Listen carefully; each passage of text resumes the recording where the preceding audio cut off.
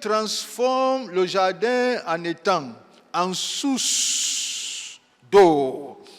Dieu transforme tout le désert.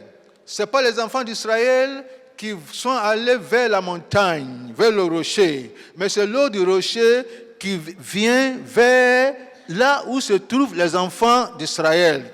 Est-ce que mon français est clair? Ce n'est pas les enfants d'Israël qui sont allés vers le rocher. Quel que soit où ils habitaient, 2 millions de personnes, c'est une ville, n'est-ce pas? C'est une ville, c'est une commune. L'eau vient où tout le monde est, l'eau vient partout, partout. Et tu es d'accord avec moi que c'est vrai qu'on peut toucher l'eau chez rocher, dans un rocher, mais une telle quantité d'eau. Est-ce qu'on se communique? Une telle quantité d'eau qui étanche la soif de 2 millions de personnes, et après avoir bu ici, les enfants d'Israël n'ont pas eu soif jusqu'à l'autre bout du désert, où encore le rocher s'est apparu. On se communique. Cette fois-ci, pour qu'ils boivent, pour rentrer à Canaan. Parce que l'eau, c'est de sortir et de traverser. Entre ce temps-là, il n'y avait pas d'eau, mais il n'avait pas soif. Ça veut dire que cette eau-là, il y a quelque chose. On se communique, non? Mais l'apôtre Paul vient de nous révéler quelque chose de très important.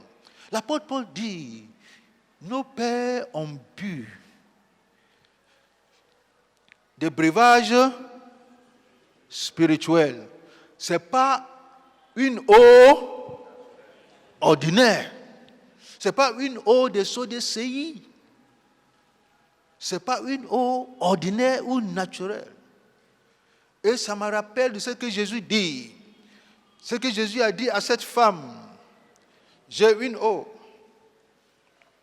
Celui qui boit cette eau n'aura plus soif. La femme l'a dit, mais donne-moi cette eau-là, afin que je ne vienne plus ici.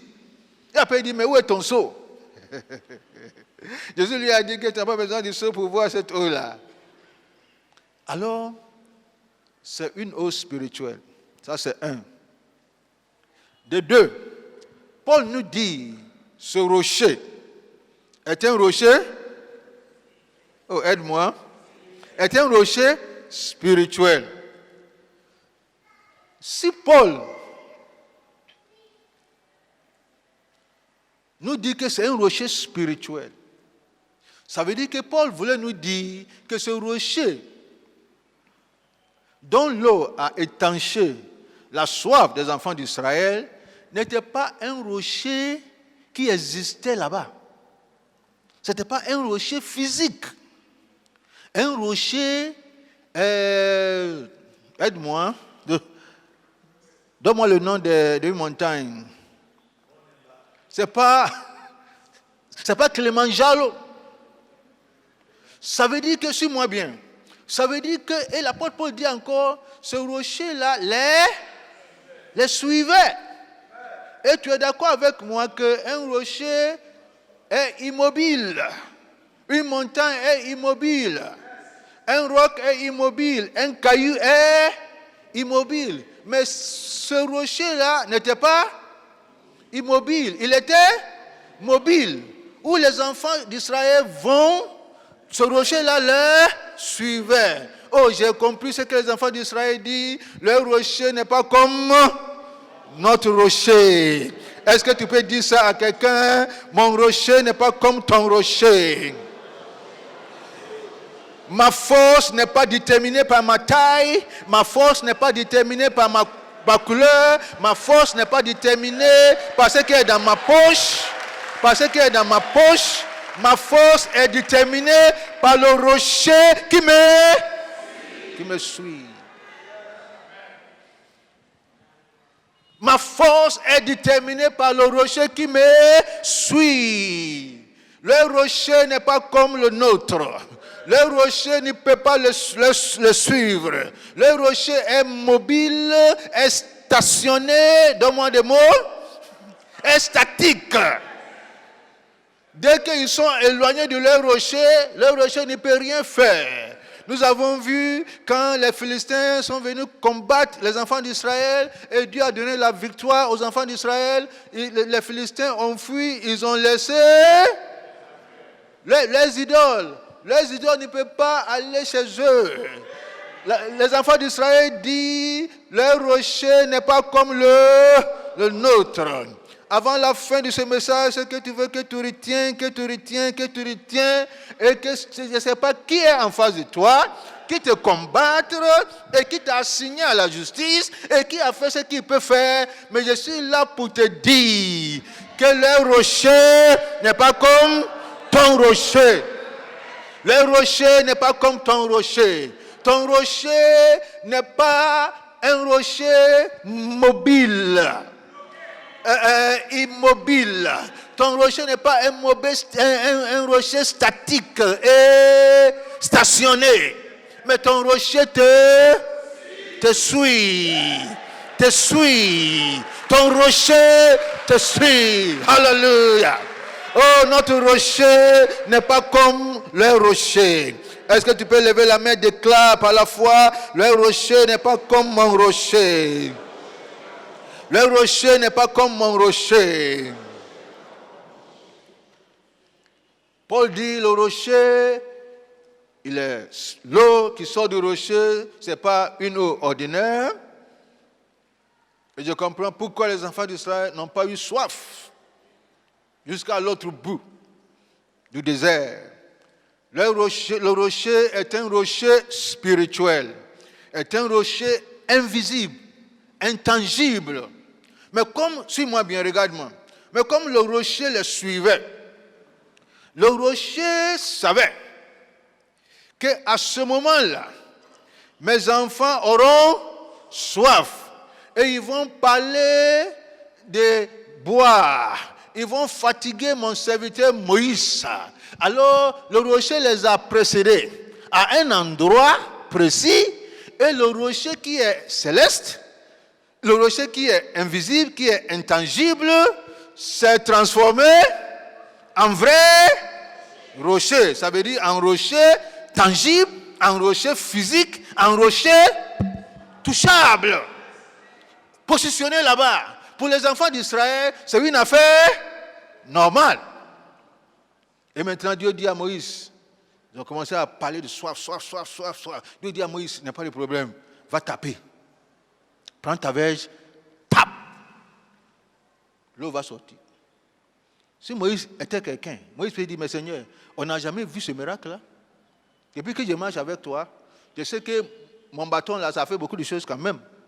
N'est-ce pas? Mais toucher le rocher où l'eau sort, Seigneur, donne-moi une bonne solution. Les gens là veulent me rapider.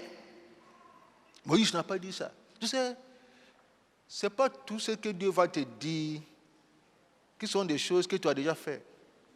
Si Dieu te dit de faire quelque chose que tu as déjà fait même là, ça c'est pas Dieu. Dieu n'a jamais dit à quelqu'un de faire ce qu'il peut faire déjà. Est-ce que mon français est clair? Lis bien ta Bible. Si tu viens dire, pasteur, Dieu m'a dit de te donner 10 000. Moi, j'essaie dans mon cœur que ce n'est pas Dieu. C'est toi-même qui veux me donner 10 000. Je vais prendre et te bénir. Parce que Dieu n'a jamais dit à quelqu'un de faire ce qu'il peut faire. Si tu dis, pasteur, je vais t'acheter un micro. Dieu m'a dit de t'acheter un micro. Je sais que ce n'est pas Dieu. C'est toi-même, tu as vu qu'il faut bénir. Est-ce que vous voyez? C'est à cause de ça, il ne faut pas mélanger Dieu dans certaines choses. Dieu n'a jamais dit à quelqu'un de faire ce qu'il peut faire déjà. Si tu peux faire déjà, Dieu ne va pas te dire de faire. Il y a tant d'exemples dans la Bible. Le monsieur qui était paralysé à 38 ans là, qu'est-ce que Jésus lui a dit? Lève-toi, marche. Est-ce qu'il pouvait faire? Il ne peut pas faire. Dieu a dit à Marie, tu n'as pas mari, tu es vierge, mais tu auras un enfant. Dieu sait qu'il ne peut pas faire. Dieu n'est jamais allé dire à quelqu'un qui peut accoucher déjà pour lui dire que tu auras un enfant. Est-ce que mon français est clair? Il a dit à Sarah, il a dit à Rebecca, à cet âge-là, parce que tout ce que Dieu te dit de faire, par ta propre force, c'est impossible. Il a dit à Bartimée, qu'est-ce que tu veux que je fasse pour toi? Que je recouvre ma vue. Dieu lui a dit, ta foi t'a sauvé. Vois. Dieu sait qu'il ne peut pas voir. Lui-même, il sait qu'il ne peut pas voir. Mais il a vu. Dieu dit à Moïse, tape.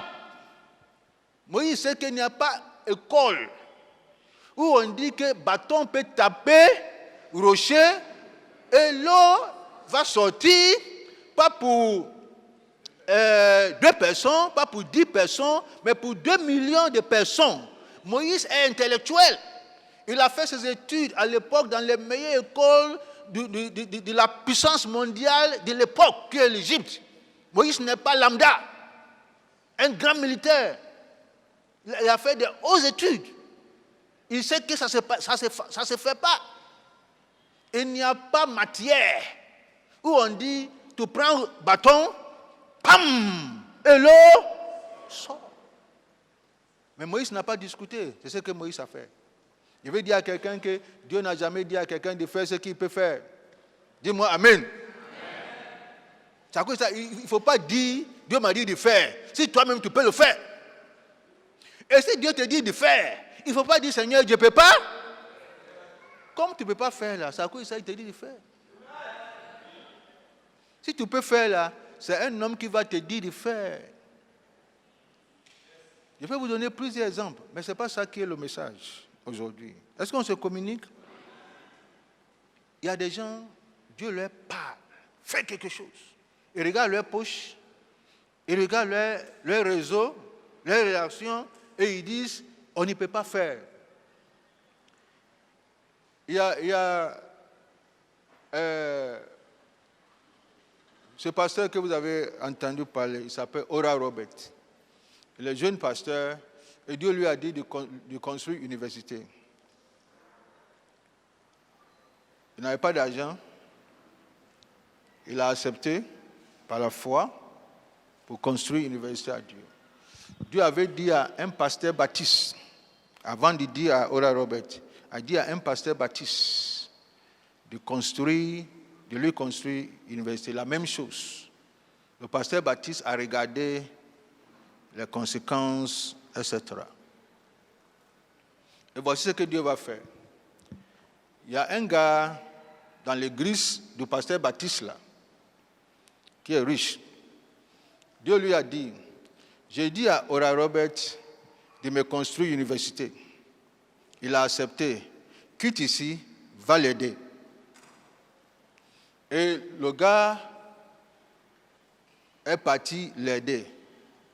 Ce que je suis en train de dire, c'est pas... Je suis en train de parler pour que tu comprennes.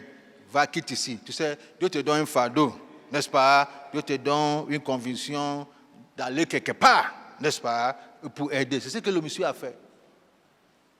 Et quand il est parti, il a allé dire à Oral Roberts, Dieu m'a dit de venir chez toi parce qu'il t'a dit quelque chose. Je veux que tu confirmes. Et Oral Roberts lui dit, Dieu m'a dit de lui construire une université. Je suis en train de prier par rapport à ça. Je n'ai pas d'argent, mais je crois que Dieu est fidèle. S'il m'a dit de le faire, s'il m'a fait l'honneur de le faire, je vais y mettre la foi et je vais voir la gloire de Dieu. Et le monsieur dit à Oral Roberts, je ne crois pas dans beaucoup de choses que tu enseignes, mais je crois que tu es un homme de Dieu. C'est pour cela que Dieu m'a amené ici. Et le monsieur et Oral Roberts ont construit cette école-là. C'est à la dédicace qu'on a invité le pasteur. Et le pasteur a avoué que Dieu lui avait dit. Mais il regardait sa propre force. Alors qu'il avait même un gourou dans son église. Mais il regardait sa propre force. Est-ce que mon français est clair? Dieu ne dit jamais à quelqu'un de faire ce qu'il peut faire. Alors si tu cherches à faire ce que tu peux faire là, je te rassure que ce n'est pas Dieu. C'est une bonne intention, c'est une bonne idée, c'est une bonne initiative. Mais si c'est Dieu qui doit te parler là, qui doit te dire de faire ce que tu n'as jamais fait. Il a dit à Abraham de faire ce qu'il n'a jamais fait, de quitter son pays. Il a dit à Moïse de faire ce qu'il n'a jamais fait. Il a dit à Josué de faire ce qu'il n'a jamais fait. Il a dit à Jésus de faire ce qu'il n'a jamais fait. Ce n'est pas toi, il va te dire de faire ce que tu as l'habitude de faire. L'onction de Dieu ne vient pas sur toi pour accomplir ce que tu peux faire sans l'onction. Est-ce que mon français est clair? Je reprends. La grâce de Dieu ne vient pas sur quelqu'un pour accomplir ce qu'il peut faire sans la grâce de Dieu. La grâce de Dieu vient sur quelqu'un pour l'aider. L'onction de Dieu vient sur la vie de quelqu'un pour l'aider à faire ce que la personne ne peut pas faire par sa propre force. C'est à cause de ça, si Dieu te dit de faire quelque chose, normalement tu n'as pas besoin d'argent. Tu as besoin de la grâce de Dieu, tu as besoin de son onction, tu as besoin de sa faveur, tu as besoin d'être suivi par ce rocher spirituel. Parce que tout ce que tu cherches là se trouve dans ce rocher là. Alors, le rocher les a devancés, c'est ce que je disais. Le rocher est venu ici. Ils sont arrivés ici, ils ont parlé de soif. Dieu dit à Moïse, frappe. Moïse a frappé, l'eau jaillit partout. L'eau vient partout. L'eau transforme le désert en étang. Partout c'est l'eau. L'eau vient chez eux. Ils vont boire de l'eau, garder de l'eau, etc. Tout a changé. Le désert est devenu un fleuve. Dis, ça me concerne. Dieu va changer le désert de quelqu'un en fleuve. Dieu va changer le désert de quelqu'un en étang. Et ils ont bu. C'était la soif. Le rocher se présente comme un rocher qui vient avec l'eau. Si leur besoin du jour n'était pas la soif, et leur besoin du jour était, donne-moi un exemple, était la faim, ce que le rocher allait leur donner était la nourriture. Si leur besoin de l'époque était mariage, il n'y a pas des hommes et des femmes dans le rocher. Mais c'était mariage. Le rocher allait leur donner mariage. Si leur besoin du jour était enfant, il aurait leur donné enfant. Parce que dans ce rocher-là, il y a tout ce dont tu as besoin. Oh, dis-moi Amen. Dans ce rocher-là, il y a tout ce dont tu as besoin. Le rocher-là vient à point nommé. Le rocher vient selon ton besoin. C'est à cause de ça, quand Jésus se trouve chez Lazare, à la maison de Lazare, il n'a pas dit à Marie et Marthe que je suis le pain vivant. Il n'a pas dit je suis la lumière. Parce que le besoin de jour, c'était la résurrection, c'était la mort, c'était la résurrection. Il dit je suis. Il n'a pas dit je serai. Il n'a pas dit j'étais. Il dit je suis. Je vais dire à quelqu'un, il est toujours le grand je suis. Il est toujours le grand je suis. Il n'est jamais j'étais ou je serai. Il est je suis. Alors chez Lazare, il dit, je suis la résurrection et la vie. Quand il parlait avec Josué face à Jéricho, qui était barré et barricadé, il n'a pas dit, je suis la résurrection et la vie. Il dit, je suis le chef de l'armée céleste. Je suis descendu pour ça. Pourquoi il est le chef de l'armée céleste? Parce qu'il s'agissait d'un combat. Il vient selon ton besoin. Il vient selon ton besoin. On n'a pas même besoin ici, mais la même personne se manifeste à toi selon ton besoin. Il dit, je suis le chef. Je ne suis pas membre de l'armée. Je suis le chef de l'armée céleste. Josué, ce combat-là, ce n'est pas l'armée physique qui va faire ce combat. C'est à cause de ça, je vais te donner des indicatifs militaires célestes. Tu ne vas pas combattre. Tourne en rond, tourne. Chaque jour, tu tournes une fois. Chaque jour, tu tournes une fois. Le dernier jour, tu vas tourner 7 fois. Ça fait 13 fois. Et 13, c'est le chiffre de la destruction. Et l'ange lui a donné cet indicatif. Et il a commencé à tourner. En tournant là, lui-même, il est militaire. Il sait que dans l'armée, on combat. Pam, pam, pam. N'est-ce pas? Mais quelle tournée encore? Fait de tourner encore. On tourne premier jour, rien ne se passe. Deuxième jour, on tourne, rien ne se passe. Alors que normalement, si c'est vrai ce que l'ange a dit, troisième jour, on doit avoir, n'est-ce pas? Cinquième jour, rien ne se passe. Dernier jour, premier tournée, rien ne se passe. À la dernière fois, quelque chose se passe. Ça a confondu la formation militaire de qui? De Dieu. Tu sais, si Dieu ne confond pas ta formation, il n'est pas Dieu. Et si Dieu ne confond pas, tout ce que tu calcules, et c'est tout ce que Dieu doit rentrer et faire. Je te dis que ce n'est pas le rocher dont je parle là. Peut-être c'est le rocher que tu adores. Mais ce rocher-là, il vient te confondre. Il vient bouleverser ta formation, ta foi. Et il vient t'amener à une autre dimension de foi en qui? En lui. Après ça, là, Josué va apprendre une leçon de guerre. Il va dire que si demain, on est barricadé, on sait comment on va faire. N'est-ce pas? On sait comment on va faire. Notre rocher n'est pas comme leur rocher. À Abraham, il n'a pas dit, je suis le chef de l'armée céleste. Abraham cherchait enfant. Dieu lui a donné la promesse d'une postérité. Abraham attendait, ça ne venait pas. Il est passé par la voie charnelle. Et Dieu s'est manifesté à lui, Genèse 17, 1. Je suis le Dieu tout-puissant. Marche devant moi et sois intègre. Il n'a pas dit que je suis l'Éternel des armées.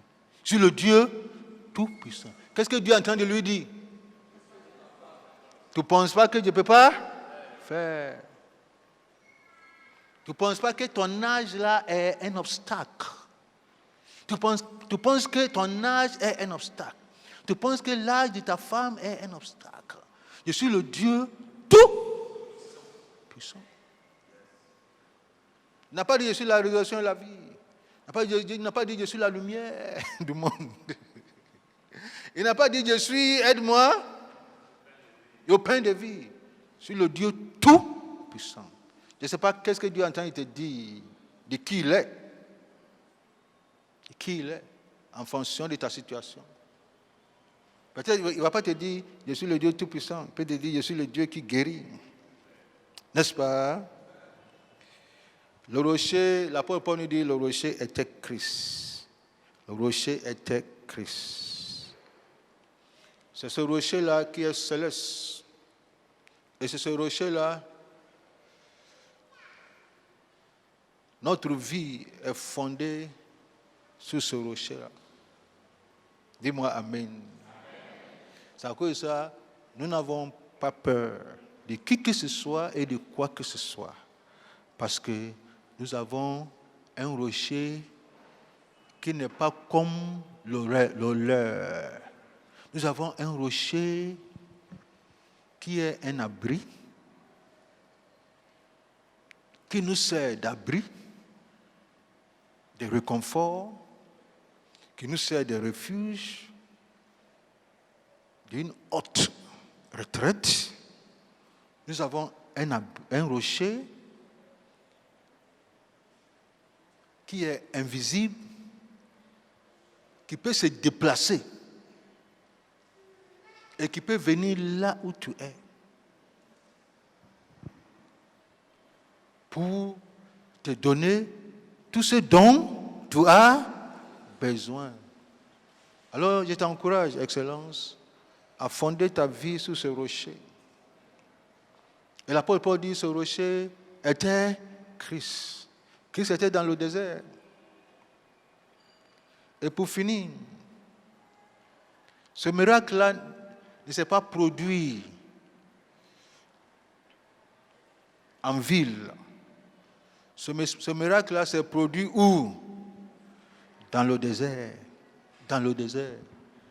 Où il n'y avait rien à manger, il n'y avait rien à boire, il n'y avait rien.